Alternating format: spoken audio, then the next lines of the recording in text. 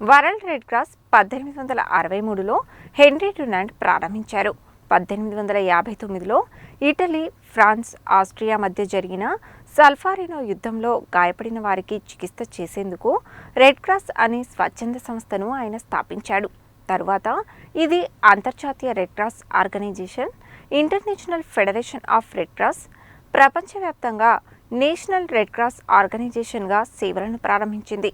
ఈ నెల 8న red cross day సందర్భంగా కథనం. హెన్రీ డ్యునాంట్ పుట్టినరోజు మే 8.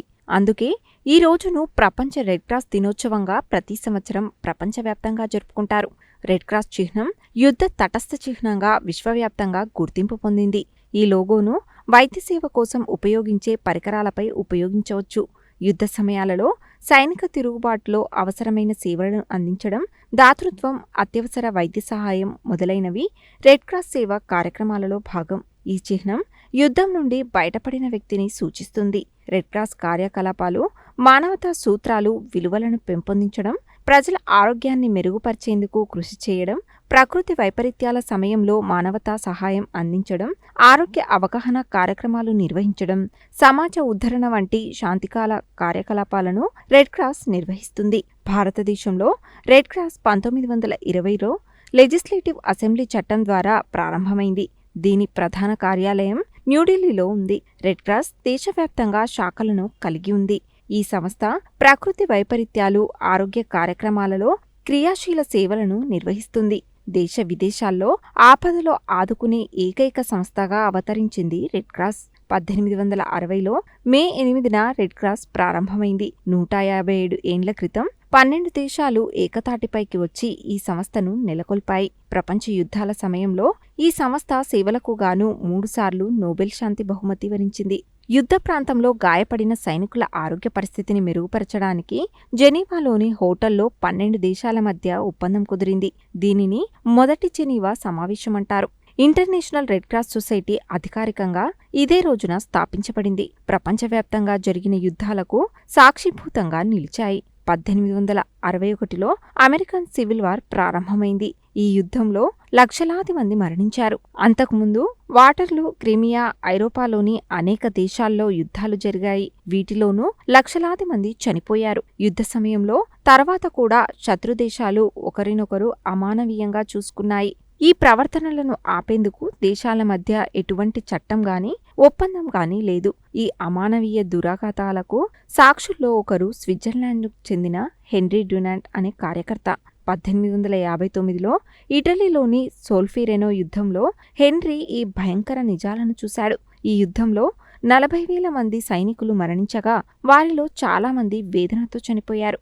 వారికి ఎటువంటి వైద్య సహాయం అందలేదు. యుద్ధ సమయాల్లో గాయపడిన వారికి సహాయం చేయడానికి, అమానవీయ దురాఘాతాలను నిరోధించడానికి దేశాల మధ్య ఒప్పందం అవసరమని హెన్రీ నొక్కి చెప్పారు. అనంతరం జెనీవాలో 12 దేశాల ప్రతినిధులు సమావేశమై రెడ్ క్రాస్ సంస్థ స్థాపనకు పూనుకున్నాయి. సంస్థ ప్రారంభం నుంచి అంతర్జాతీయ చట్టాల ప్రకారం యుద్ధంలో గాయపడిన సైనికులు, పౌరులు, యుద్ధ ఖైదీల హక్కులను కాపాడటానికి రెడ్ క్రాస్ ప్రయత్నిస్తుంది. 1901లో హెన్రీ డ్యునాంట్ ఫ్రెడరిక్ పాసీతో కలిసి శాంతి ప్రయత్నాలు చేసినందుకు గాను నోబెల్ శాంతి బహుమతిని అందుకున్నారు.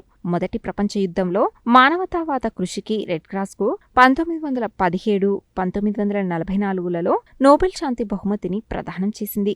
నల్గొండ రెడ్ క్రాస్ ఆధ్వర్యంలో సైతం అనేక సేవా కార్యక్రమాలు నిర్వహిస్తున్నారు. రక్తదానంతో పాటు మహాస్థానం పేరిట పార్థివ దేహాల తరలింపు, అవసరమైన వారికి ప్లేట్లెట్స్ అందించేందుకు ఏర్పాట్లు చేశారు. మే 8 వరల్డ్ రెడ్ క్రాస్ డే, అంటే ప్రపంచ రెడ్ క్రాస్ దినోత్సవం జరుపుకోవడం జరుగుతుంది. ఈ యొక్క వరల్డ్ రెడ్ క్రాస్ డే ఏ విధంగా ఏర్పడిందంటే, ఈ రెడ్ క్రాస్ సంస్థను ఎవరైతే స్థాపించారో హెన్రీ డ్యునాంట్ పుట్టినరోజునే మనం ప్రపంచ రెడ్ క్రాస్ దినోత్సవంగా జరుపుకోవడం జరుగుతుంది. ముఖ్యంగా దేశానికి విషయానికి వస్తే, దేశంలో రాష్ట్రపతి దీనికి అధ్యక్షులుగా ఉంటారు. గవర్నరు స్టేట్ వైజ్గా వస్తే గవర్నర్ అధ్యక్షులుగా ఉంటారు. జిల్లాకు వస్తే కలెక్టర్ గారు ఉంటారు. అదేవిధంగా మండల స్థాయిలో ఎంఆర్ఓ ఉంటాడు. ఈ విధంగా అఫీషియల్ ఒక సైడ్ బాడీ ఉంటుంది. మామూలు ఎలక్టెడ్ బాడీ మెంబర్స్ జిల్లా చైర్మన్, అదేవిధంగా state chairman, central union minister ఒకరు దీనికి ప్రాతినిధ్యం వహిస్తూ ఉంటారు. ఈ విధంగా వరల్డ్ వైజ్గా, ఇండియా వైజ్గా మరియు వరల్డ్ వైజ్ కూడా ఈ యొక్క రెడ్ క్రాస్ సంస్థ ప్రపంచ దేశాల్లో చాలా దేశాల్లో పనిచేస్తూ ఉన్నది.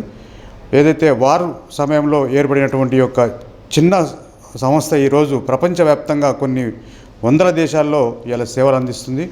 మన జిల్లాకు వస్తే ముఖ్యంగా మన జిల్లా రెడ్ క్రాస్ చైర్మన్ గోరి అమరేంద్ర రెడ్డి గారి యొక్క నాయకత్వంలో ఎన్నో సేవా కార్యక్రమాలు చేస్తూ ఉన్నాం. గత దాదాపు 7 సంవత్సరాల నుంచి వారి యొక్క నాయకత్వంలో మంచి చక్కటి టీం ఫామ్ అయ్యి ఈరోజు మన మెంబర్స్ అయితేనేమి, అదేవిధంగా ఈ యొక్క ఎంసీ మెంబర్స్ అయితేనేమి ఒక చక్కటి టీం జిల్లాలో వివిధ సేవా కార్యక్రమాలు చేస్తుంది. నాట్ ఓన్లీ ఇలా బ్లడ్ అనేది కాకుండా కూడా వివిధ సేవా కార్యక్రమాలు మహాప్రస్థానం అయితేనేమి, పోతే జెనరిక్ మెడికల్ షాపు, అదేవిధంగా యూత్ రెడ్ క్రాస్తోని కాలేజీలలో కానీ స్కూళ్ళల్లో కానీ అవేర్నెస్ ప్రోగ్రామ్స్ సిపిఆర్ మీద ముఖ్యంగా ఏంటంటే ఈ రోజుల్లో ఎక్కువగా మనం చూస్తూ ఉన్నాం హార్ట్ అటాక్లు బాగా వస్తున్నాయి. దాని మీద మనం చాలాసార్లు కాలేజీలలో స్కూళ్ళల్లో పిల్లలకు సిపిఆర్ కూడా చేయించడం జరిగింది. ట్రైనింగ్ ప్రోగ్రామ్ ఇవ్వడం జరిగింది స్టేట్ కోఆర్డినేటర్ ద్వారా. ఈ విధంగా జిల్లాలో చాలా వరకు మన యొక్క సేవలు విస్తృతం చేస్తున్నాం. ఈ యొక్క సేవలకు జిల్లా ప్రజలు, జిల్లా ప్రజాప్రతినిధులు కానీ చాలామంది దీనికి సహకరిస్తున్నారు. ఇదే స్ఫూర్తితోనే ముందుకు పోతామని తెలియజేసుకుంటూ మరొకసారి వరల్డ్ రెడ్ క్రాస్ డే శుభాకాంక్షలు తెలియజేస్తాం. మే 8 ప్రపంచ రెడ్ క్రాస్ దినోత్సవంగా పరిగణిస్తారు.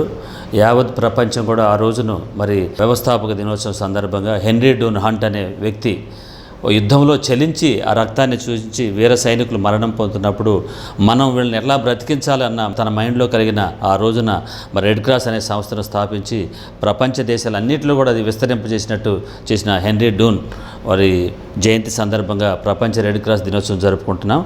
దీనికి మా రెడ్ క్రాస్ సోదరుడు చెప్పినట్టు మరి ప్రతి ఒక్క జిల్లాకు వస్తే కలెక్టర్ గారు, స్టేట్కి వస్తే గవర్నర్ గారు, తర్వాత దేశానికి వస్తే ప్రెసిడెంట్ గారు ఇలా చైర్మన్గా ఉంటారు, అధ్యక్షులుగా ఉంటారు.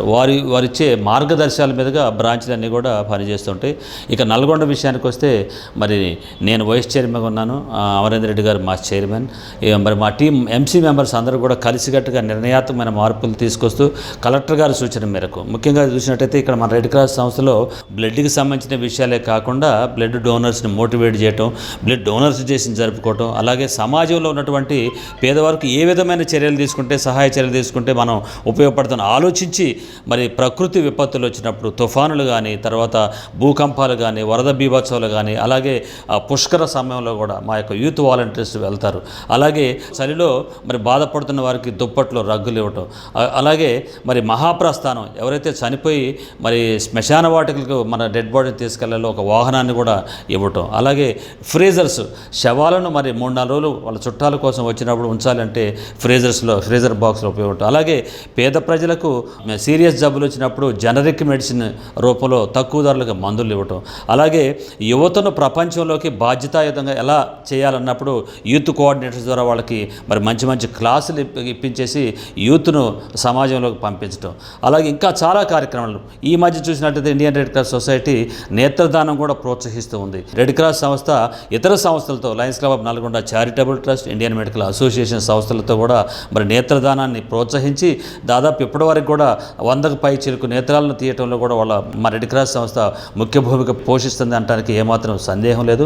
ఆ విధంగా నల్గొండ జిల్లా రెడ్ క్రాస్ సంస్థ రాష్ట్రంలో ప్రప్రథమంగా మొదటి బ్రాంచ్గా మంచి పేరు ప్రఖ్యాతులు గాంచి, అలాగే ప్రతి 6 నెలలకు జరిగే ఈ యొక్క ఆగస్టు 15th కానీ జనవరి 26th కూడా మా దగ్గరకు వచ్చిన అంటే మేము చేసే సేవలకు చైర్మన్ గారికి, వైస్ చైర్మన్కు, ట్రెజరర్ గారికి కూడా ఎవ్రీ ఇయర్ మాకు ప్రశంసా పత్రాలు మరి కలెక్టర్ ద్వారా, తర్వాత మినిస్టర్ ద్వారా కూడా అందుకోవడం జరుగుతుంది. తద్వారా మేము ఏంటంటే రెట్టింపు బాధ్యతతో సమాజంలో వెళ్ళి ఇంకా రెడ్ క్రాస్ను మరి ముందు తీసుకెళ్ళడానికి ప్రయత్నిస్తున్నాం. కాబట్టి మరొక్కసారి మరి నల్గొండ జిల్లా ప్రజలు మాకు ఇచ్చే సహాయం అలాగే చేయూత ద్వారా మేము ఈ రెడ్ క్రాస్ దినోత్సవాన్ని జరుపుకోవడం చాలా సంతోషంగా ఉంది. కాబట్టి ఆ మహానుభావుడి పేరును గుర్తుంచుకొని ఈ యొక్క రెడ్ క్రాస్ అంతర్జాతీయ రోజును మేము సెలబ్రేట్ చేసుకుంటున్నాం.